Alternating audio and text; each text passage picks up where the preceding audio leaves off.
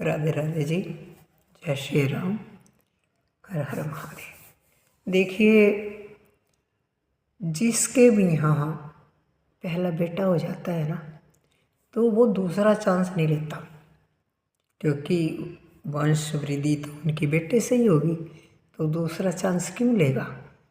हो सकता है दूसरे चांस पे बेटी हो जाए, लेकिन यदि आप दूसरा चांस नहीं लोगे तो अपने बेटे को किससे शादी करोगे? बेटे ही, अगर आपकी तरह सभी हो जाए, किस लड़की से बेटे की शादी करोगे बताओ।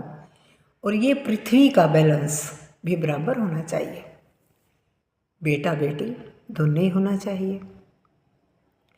जब पिता बाहर से आए तो दौड़कर आती हैं बेटियां, यदि उनसे दूर जाए तो रुलाती हैं बेटियां।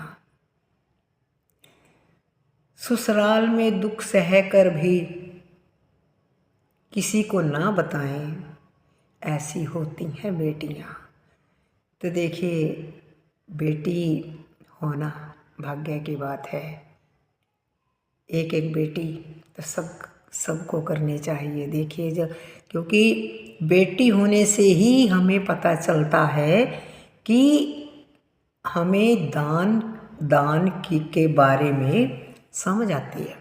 क्योंकि जिसके घर में बेटी होगी उसको पता होगा कि मैंने अपनी बेटी को ये देना है, वो देना है, ये करना है, तो उनको सब पता होता है।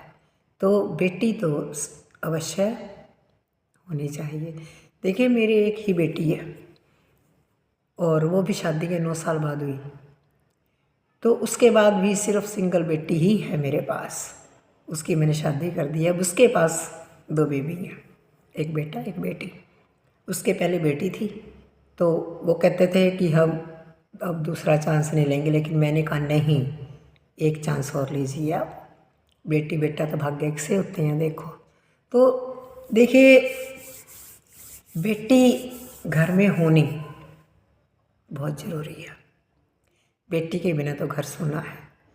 तो इसलिए देखो भैया, बेटी से डरिए मत। एक बेटी कोई भारी नहीं होती किसी के ऊपर भी। और जिस माँ बाप के यहाँ बेटी नहीं होती ना, उसको यही नहीं पता होता कि किसी को, हमने बहन को, बेटी को क्या देना है, क्या लेना है।